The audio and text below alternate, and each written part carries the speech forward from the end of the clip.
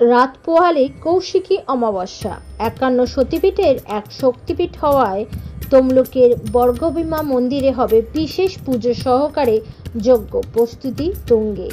আগামীকাল কৌশিকী অমাবস্যার পবিত্র তিথি। এই কৌশিকী অমাবস্যায় তারাপীঠে সিদ্ধ লাভ করেছিলেন সাধক বাবা খেপা। সেই কারণেই মূলত ভক্তদের মধ্যে এই অমাবস্যার মাহাত্ম্য অনেকখানি। তমলুকে দেবী বর্গভীমার মন্দির কথিত রয়েছে, দেবীর বাম পায়ের গোড়ালি পড়েছিল এই মন্দিরে। স্বয়ং বিশ্বকর্মা মন্দির নির্মাণ করেছিলেন এমন কথিত আছে। এছাড়াও এও কথিত আছে, তমলুকের রাজা তাম্রধ্বজ প্রতিদিন শোল মাছ খেতেন। রাজার আদেশে সেই সময় রাজ পরিবারের রোজ জ্যান্ত শোল মাছ দিতে আসতেন এক দরিদ্র ধীবরপত্নী। সারা বছর কিভাবে জ্যান্ত মাছের যোগান দেন ওই ধীবরপত্নী? এই প্রশ্ন জাগে রাজার মনে।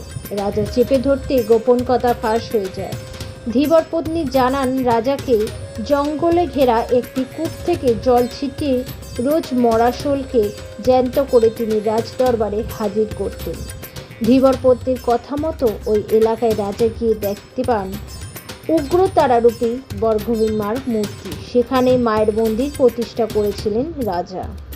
৫১ সতীপীঠের এক পীঠে এই মন্দিরে কৌশিকী অমাবস্যা ঘিরে প্রস্তুতি তুঙ্গে। আগামীকাল সকাল ১১:৫৫ অমাবস্যা তিথি শুরু।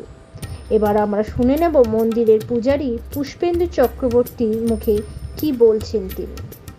কৌশিক অমাবস্যা ধুমধাম করে বীরভূমে পালিত হয়।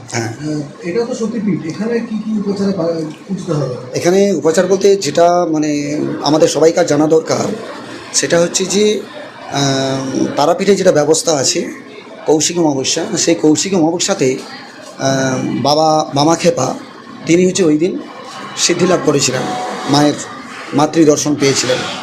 তো সেই এতেই ওই কৌশিক অমাবস্যা ধরে তারাপীঠে বহু ভক্তের সমাগম হয়, হোমযজ্ঞ হয়, পুজো পাঠ হয়, বলি হয়। তো তদ্রূপ এটা তো ৫১ পীঠের একটা পীঠ, দেবী বর্গভীমা। তো এখানেও ভক্তের সমাগম হবে, যে হবে নি সেটা কিন্তু একদম উড়িয়ে দেওয়া যাচ্ছে না, যেহেতু কৌশিক অমাবস্যা একটা প্রাধান্য আছে। তো সেতেই সকাল থেকেই আসবে, ভক্ত আসবে।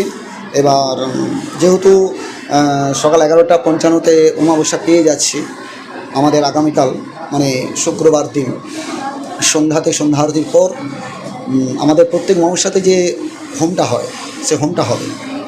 মাকে যেমন আমাদের ভোর থেকেই যেভাবে মায়ের ভোর আরতি হয়, ভোর আরতি হওয়ার পর মায়ের স্নানের পর মায়ের অঙ্গসেবা করে দিয়ে মায়ের নিত্য পুজো, তারপরে দুপুরে যেমন মায়ের সপ্তব্যঞ্জন সহকারী স্বামীসান্ন ভোগ, সন্ধ্যা আরতির পরেই আমাদের মায়ের বিশেষ যে অমাবস্যা ধরে যে হোমটা হয়, সে হোমটা শুরু হবে।